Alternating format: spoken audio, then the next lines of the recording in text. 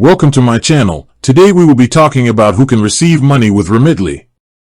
Remitly is an international money transfer service. The ability to receive money depends on several factors, primarily the country where the recipient is located.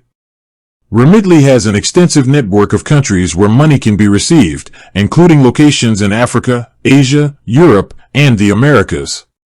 The recipient doesn't need to have a Remitly account. They can receive the funds through various methods chosen by the sender, such as a bank deposit, cash pickup at a partner location, or a mobile wallet deposit. In some countries, they may even offer home delivery. The recipient must have the necessary information and identification to collect the funds, depending on the chosen delivery method. Remitly is designed for personal use, to send money to family and friends. It is not intended for business purposes or to pay for goods and services. With that being said, thank you for watching. For more finance videos, kindly check my page. Please like, share, comment, and subscribe to my channel. Thank you.